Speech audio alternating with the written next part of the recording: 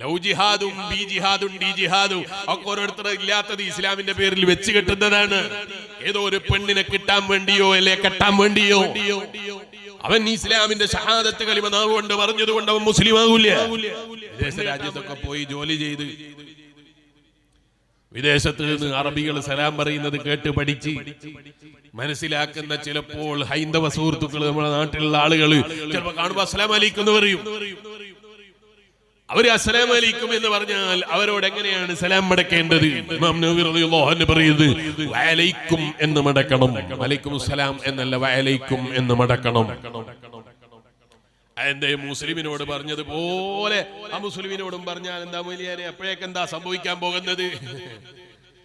അവനെ കൊണ്ട് എങ്ങനെയെങ്കിലും നമ്മളെ ഇബാദത്തങ്ങ് എടുപ്പിച്ച് കളയാന്ന് വിചാരിക്കുന്ന പരിപാടി ഇസ്ലാമിലില്ല.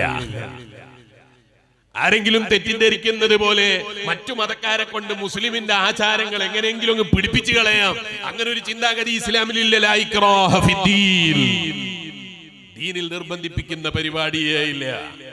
ലൗ ജിഹാദും ബി ജിഹാദും ഡി ജിഹാദും ഒക്കെ ഓരോരുത്തർ ഇല്ലാത്തത് ഇസ്ലാമിന്റെ പേരിൽ വെച്ച് കെട്ടുന്നതാണ്. ഇസ്ലാമിൽ ഒരിക്കലും നിർബന്ധിപ്പിക്കുന്ന പരിപാടിയില്ല. നമ്മളെ മദ്രസയിൽ പഠിക്കുന്ന ചെറിയ മക്കളോട് ചോദിച്ചു നോക്ക്, മോനെ ഇസ്ലാമിലേക്ക് കടന്നു വരാൻ എന്താ വേണ്ടത്? അശ്ഹദു അല്ലാ ഇലാഹ ഇല്ലല്ലാഹ് വ അശ്ഹദു അന്ന മുഹമ്മദുർ റസൂലുള്ളാഹ്, ഈ കലിമത്തു തൗഹീദിൽ അടിയുറച്ച് വിശ്വസിച്ച് നാവ് കൊണ്ട് പ്രഖ്യാപിക്കുകയാണ് വേണ്ടത്. അല്ലേ? നാവ് കൊണ്ട് പറഞ്ഞാൽ മാത്രം മുസ്ലിം ആവോ? പള്ളിയിൽ നിന്ന് ബാങ്ക് വിളിക്കുന്നത് കേൾക്കുമ്പോൾ നമ്മളെ ഹൈന്ദവ സുഹൃത്തുക്കൾ ചിലപ്പോ പറയും, അതാ പള്ളിയിലെ മുക്കരിച്ച ബാങ്ക് വിളിക്കുന്നുണ്ട്, അതാ ലാ ഇലാഹ ഇല്ലല്ലാഹ് എന്ന് പറയുന്നുണ്ട് എന്ന് പറഞ്ഞ ഒരാൾ മുസ്ലിം ആവോ? ഇല്ല. പള്ളിയിൽ നിന്ന് ലാ ഇലാഹ ഇല്ലല്ലാഹ് എന്ന് പറയുന്നു, മുഹമ്മദുർ റസൂലുള്ളാഹ് എന്ന് പറയുന്നു എന്ന് ഏതെങ്കിലും ഹൈന്ദവ സുഹൃത്ത് അറിയാതെ പറഞ്ഞു പോയാൽ, അല്ലെങ്കിൽ എന്തെങ്കിലും ആവശ്യത്തിന് എടുത്തുദ്ധരിച്ച് പറഞ്ഞാൽ അയാൾ ഇസ്ലാമിലേക്ക് വരുമെന്ന് ബേജാറാകേണ്ടതില്ല. എന്തുകൊണ്ട്? ഇസ്ലാമിലേക്ക് കടക്കണമെങ്കിൽ അവന്റെ മനസാന്നിധ്യത്തോടു കൂടെ അവൻ പറയണം. അവർക്ക് ഇസ്ലാമിലേക്ക് കടക്കാൻ വേണ്ടി അവൻ പറയുന്നു എന്ന നിലക്ക് അവൻ ഷഹാദത്ത് കലിമയെ മനസ്സുകൊണ്ട് അടിയുറച്ച് വിശ്വസിച്ച് നാവ് കൊണ്ട് പ്രഖ്യാപിക്കണം.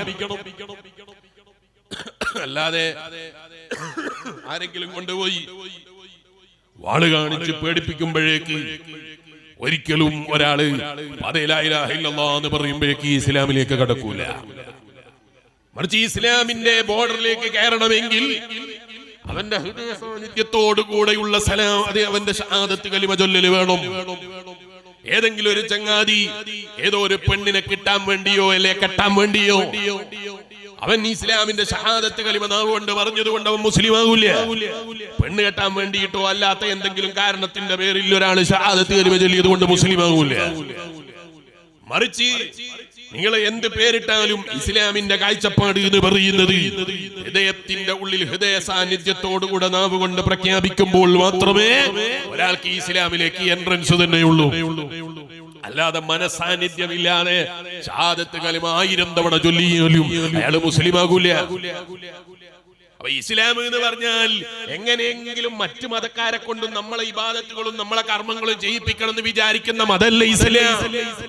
അതൊക്കെ തെറ്റിദ്ധാരണയാണ്. ഇസ്ലാമിലേക്ക് അങ്ങനെ ആളുകളെ എങ്ങനെയെങ്കിലും പിടിച്ചു കൂട്ടിയിട്ട് എങ്ങനെയെങ്കിലും മുസ്ലിം ആക്കിയിട്ട് അങ്ങനെ മാറ്റിക്കളയാന്ന് വിചാരിക്കുന്ന ഒരു ചിന്താഗതിയെ ഇസ്ലാമിലില്ല.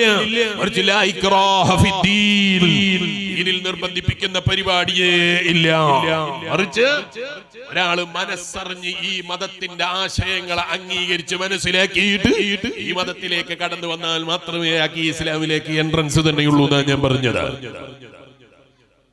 ഇസ്ലാം എന്ന് പറയുന്നത് മറ്റു മതക്കാരെ കൊണ്ട് എങ്ങനെയെങ്കിലും മുസ്ലിമിന്റെ കർമ്മം ചെയ്യിപ്പിക്കാന്ന് വിചാരിക്കുന്ന പരിപാടിയില്ല.